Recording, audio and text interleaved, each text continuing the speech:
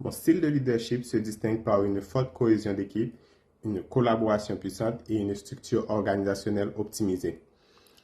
J'applique des méthodes et des règles claires pour assurer l'efficacité des activités. Simultanément, je mets un accent particulier sur l'empathie et le soutien émotionnel envers chaque membre de l'équipe.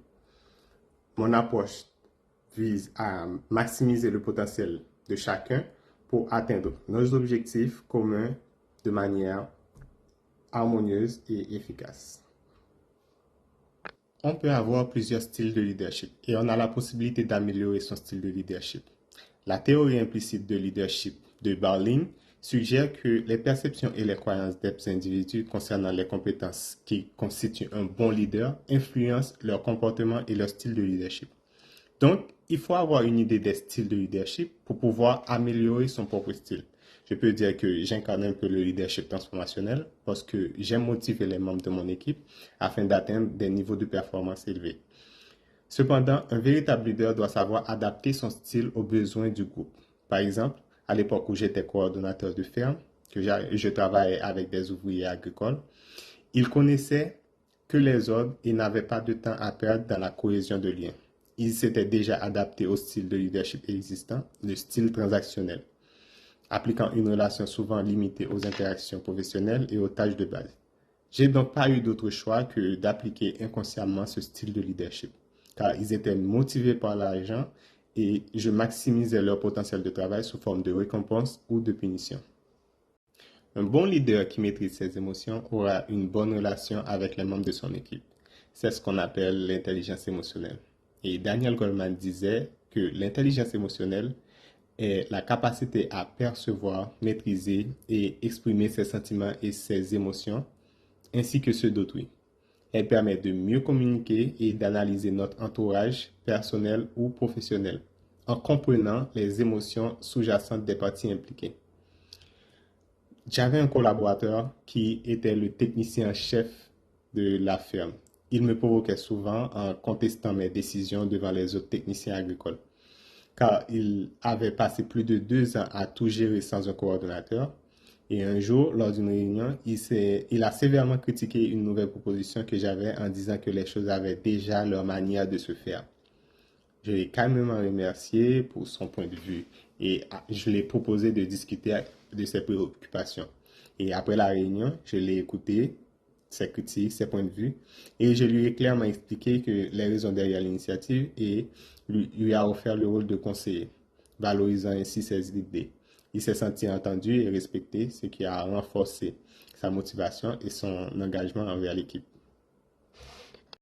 Il est très important de connaître les raisons qui nous poussent à collaborer en tant que leader ou membre d'une équipe et de connaître les raisons des autres collaborateurs. C'est ce qu'on appelle la motivation.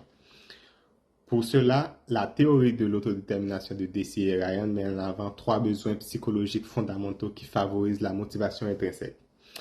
On a d'abord la compétence, qui est le désir de maîtriser les compétences et les tâches pertinentes dans son environnement. Il y a l'autonomie, qui est le désir d'avoir le contrôle sur ses propres actions et décisions. Et enfin, la proximité, qui est avec ses collègues, qui est le désir de se sentir connecté aux autres.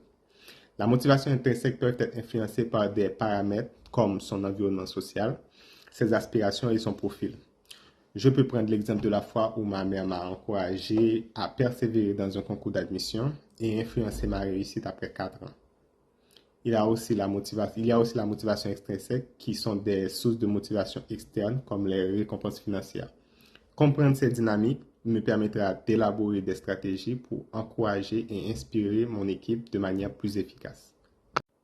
Avec toutes ces notions vues et assimilées, en termes de force, je préfère une progression rythmée, ce qui me rend capable de déceler les variations anormales. Je recherche toujours de nouvelles connaissances pour mon développement personnel et la réalisation de soi, ainsi que pour établir un système de valeurs. Mes actions sont guidées par l'équité, l'intégrité et l'éthique. Je garde mon sang-froid et mon objectivité, incarnant un leadership rassurant grâce à mon attitude méthodique, cohérente et constante. J'anticipe sur les risques et exige l'excellence de moi-même et des autres, tout en faisant preuve de patience et d'écoute dans mes interactions. Mon humilité me pousse à travailler dans un esprit d'égalité avec les autres. Cependant, je sais que mes limites résident là où les forces d'autres profils Nova ou le style de leadership se manifestent. Comme par exemple, j'ai des difficultés à prendre des décisions sans consensus, à prendre des initiatives et accepter le changement. Mes communications sont souvent formelles et je peux manquer d'assurance dans l'affirmation de mon leadership, ce qui rend difficile la mobilisation ou encore l'influence des autres.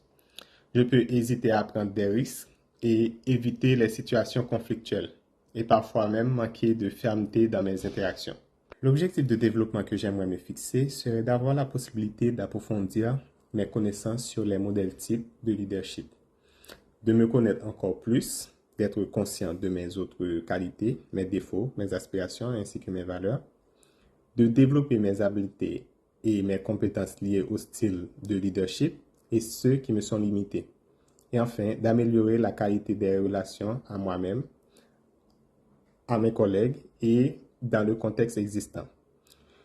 Donc, dans le monde du travail, être un leader ne se limite pas à occuper un poste prestigieux ou à diriger une équipe. C'est une responsabilité profonde et engageante qui fait appel à un processus d'adaptation continue.